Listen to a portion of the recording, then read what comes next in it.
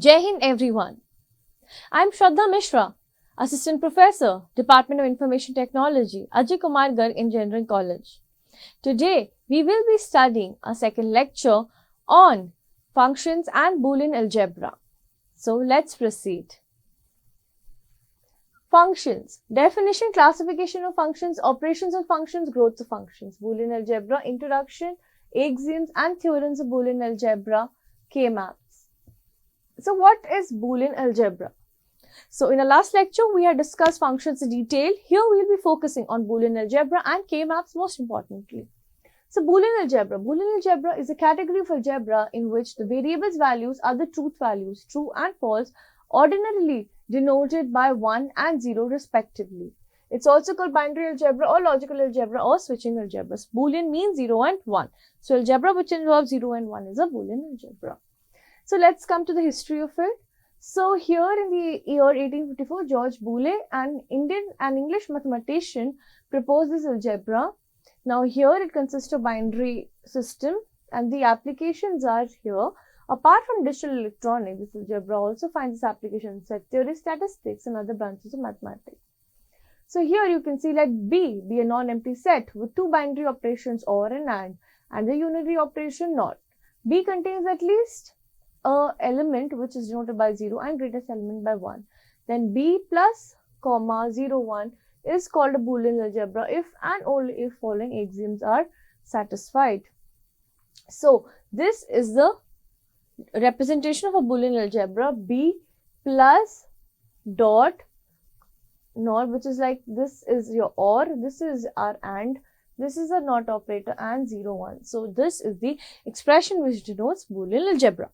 Now, if you see here, these are the laws. So, if it satisfies all of these laws, we will say it's a Boolean algebra. Commutative law, A plus B equals to B plus C. Distributive, A plus B into C is A plus B into A plus C equal to distributed. Identity properties, A plus 0, A into 1, A. Complement law, A plus A dash is 1, A into A dash is 0. Now, algebraic manipulation of Boolean expressions. So, how do we manipulate them? Now, before that, let's understand the types of logic gates. This is our AND gate, this is OR and this is NOT gate. So, OR gate is X is equal to A plus B. So, from A and B, we have an entry, we have an OR gate means if either A or B is true, the expression is going to be true. So, 0, 0 is a 0, but 0, 1, 1, since it's true, the expression is 1, which is true. 1, 1, both true, so it's 1.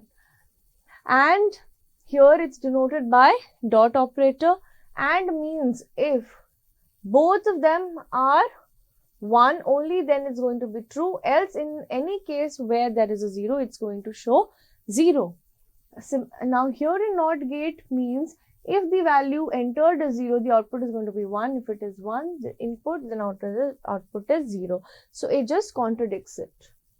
So, what's a NOT gate? Perform the logical complementation operation. It's an electronic circuit that generates the reverse of the input signal as output signal. Alright, now a simplification of Boolean functions. So, we have to simplify these expressions. That's what Boolean algebra is all about. So, the implementation of a Boolean function requires the use of logic gates. A smaller number of gates with each gate other than inverter having less number of inputs may reduce the cost of the implementation. There are two methods for simplification of Boolean functions. So, the algebraic method by using identities, the graphical method using K-map method. So, we have to simplify the Boolean expression. That's the crux of it. Now, for simplifying that Boolean expression, we use two methods. The first is using algebraic identities and the second is using the graphical method, which you call as K-map. Now, the K-map method is easy and it's straightforward. A K-map for a function of n variable consists of 2 to the power n cells, and in every row and column, two adjacent cells should differ in the value of only one of the logic variables. Now, what is a K-map? Carnot map.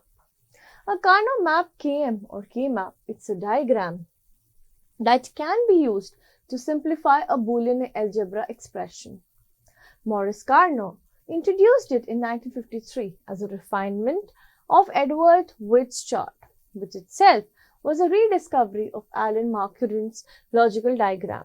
It's also useful for understanding logic circuits. Carnot maps are also known as Marquand-Veitch diagrams, Swoboda charts, albeit only rarely, and Carnot-Veitch maps, KV maps. A Carnot map reduces the need for extensive calculations by taking advantage of humans' pattern recognition capability.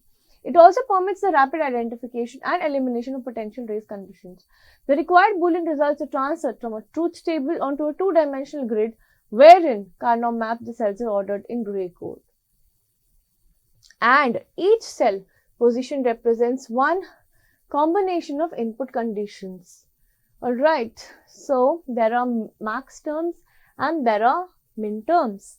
So F, A, B, C, D, the sigma denotes here the max terms. So let's try to understand. The sigma denotes here the min terms and this pi is a max term. So following are two different notations describing the same function in unsimplified Boolean algebra using the Boolean variables A, B, C, D and the inverse. So if you see here, this sigma, it's noting the min terms to map, that is rows that have output 1 in the truth table. Similarly, max terms are here to denote a 0 in the truth table. So minimum min terms denote 1 in truth table and max term denotes 0 in the truth table. So literal, a variable or its complement is called a literal, min term of n variable. So a product of n literals in which each variable appears exactly once in either its true or its complemented form but not in both, and which is equal to 1 for exactly one combination of values of the n variables. Okay, so that is a min term. Now come to max term. So for every K-map, each cell has one max term associated with it. Thus for cell, we can see here, we will, let's come to the diagram now. If we see this diagram, alright, in this there's going to be 1 which is the maximum term, right? Now in this, if you see in the cell number 13, okay, so that's what they are saying, that thus for cell number 13 in the 4 variable K-map, M13, so this is M13, right? So here what they're saying is it will have the maximum value. Alright, now next you can see the representation of a K-map in this cyclic form and in the planar form. So there are these 2 variable, 3 variable, 4 variable, 5, 6 variable K-map. The rules of minimization and K-map. So how do we solve a K-map? So let's understand theoretically, then with the help of a numerical, we will understand it better. While grouping, you can make groups of 2 to the power n number where n is 0, 1, 2, 3. You can either make groups of 1s or 0s but not both. Grouping of 1s lead to sum of product form, which is your SOP form, and grouping of 0s leads to product of sum form. So when you group 1s, it is SOP form, and when you group 0s, which is the max term, it is product of sum form. While grouping, the groups of 1s should not completely extend to groups of 0, should not contain any 1. The function output for 0's grouping should be complemented as f dash.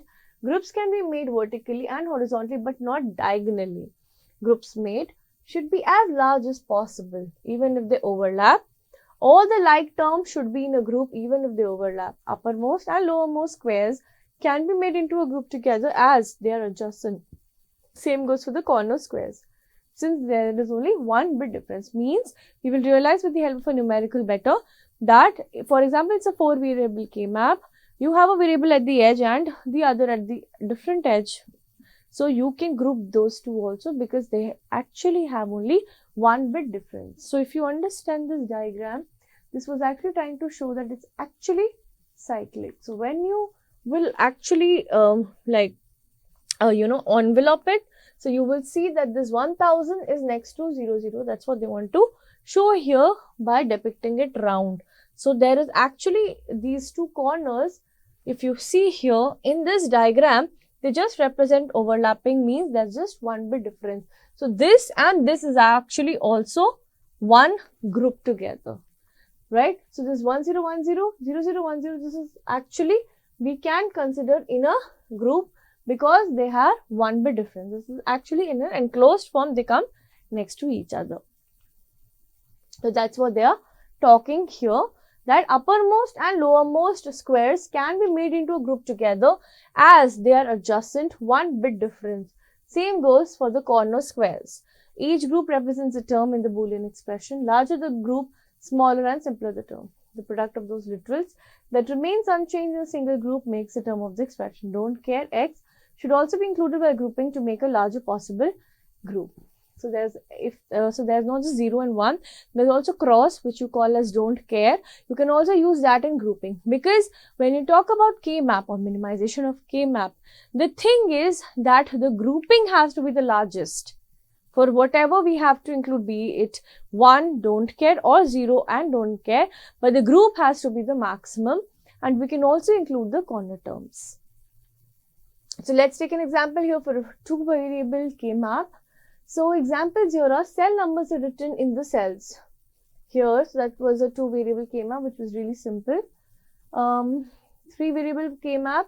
So 2 to the power n. So 2 to the power 2 variable means 4. So there are 4 cells. 3 variable means 2 to the power 3, which is 8. So there are 8 cells. 0, 1.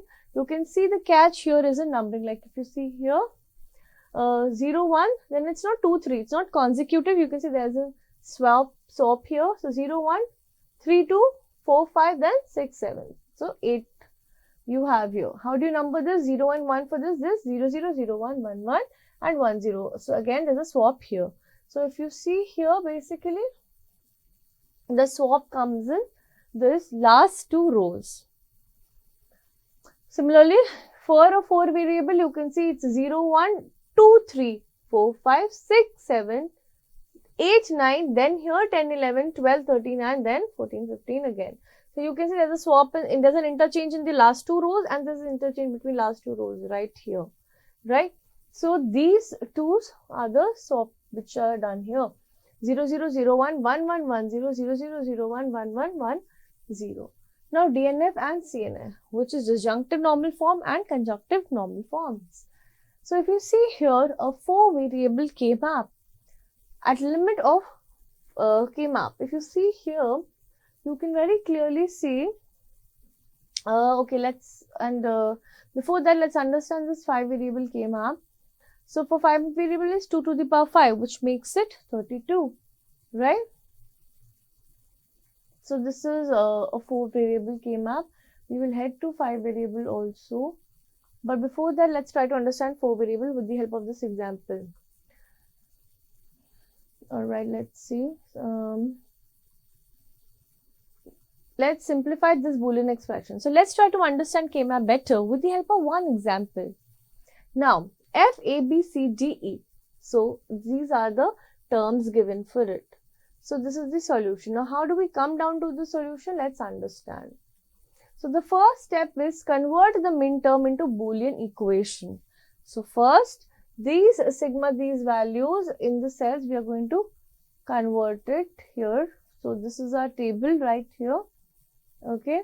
So we will solve it in a detailed form later. So now, before that, let's understand don't care condition. Sometimes when specifying an equation, there are a number of situations where input is not used. If input is not used, then any value 0 or 1 can be used, and these are called don't care conditions. For example, consider a 7-segment display which is used for many time clocks for sporting events. The display consists of 7 segments that are used to display the 10 decimal numbers. A 7-segment display along with names for each segment. So let's understand here what is don't care. So if you see the K-map, so right here you can see there's this expression 1, 0, and there is don't care. So don't care is if you don't have input for a value. So when doing this, note that input value for truth table must always be between 0 and 9. So